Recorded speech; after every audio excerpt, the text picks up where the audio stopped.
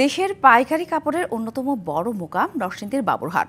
রোজার 15 দিন আগে থেকেই এখানে ধুম লেগেছে বেচা কেনার। বিভিন্ন জেলার পাইকারদের আনাগোনায় ব্যস্ত সময় কাটছে ব্যবসায়ীদের।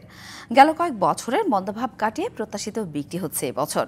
প্রতি হাটে বিক্রি হচ্ছে হাজার কোটি টাকার কাপড়। ঈদ উপলক্ষে দেশের বিভিন্ন জেলা থেকে আসা পাইকারি ক্রেতাদের ভিড়ে চাঙা হয়ে উঠেছে নরসিংদীর বাবুরহাট।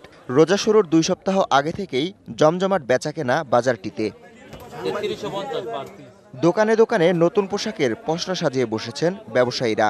শাড়ি, লুঙ্গি, 3 পিস, পাঞ্জাবি, শার্ট ও প্যান্ট পিস, থানসহ মিলছে সব ধরনের কাপড়। জিনিসটা ভালো পাওয়া যায়, আমরাও নিয়ে খুশি, কাস্টমারও নিয়ে খুশি।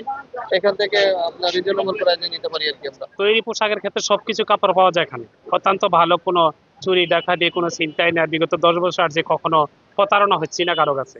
ব্যবসায়ীরা বলছেন গেল কয়েক বছরের মন্দাভাব কাটিয়ে প্রত্যাশিত বিক্রি হচ্ছে এবছর। তবে বিদ্যুৎ বিভ্রাটের কারণে চাহিদা মতো কাপড় সরবরাহ করা যাচ্ছে না।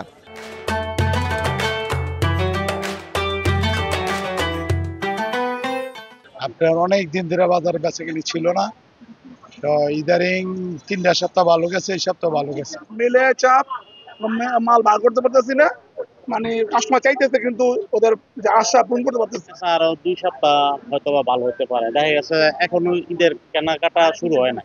বছরের অন্য সময় বাবুরহাটে গড়ে 200 কোটি টাকার পোশাক বিক্রি হলেও ঈদের আগে বেড়ে দাঁড়ায় 1000 কোটির বেশি।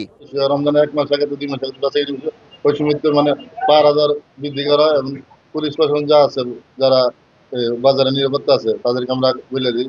এদিকে অগ্নি দুর্ঘটনা প্রতিরোধে তৎপর রয়েছে ফায়ার সার্ভিস। এই শেখরচর বাজারটা একটা গুরুত্বপূর্ণ একটা বাজার।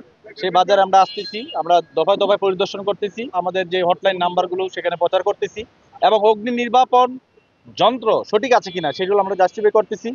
শেখেরচর বাবুরহাটে প্রায় 5,500 দোকানে সপ্তাহে বৃহস্পতি, শুক্র ও শনিবার বেচাকেনা হয়। DBC news desk.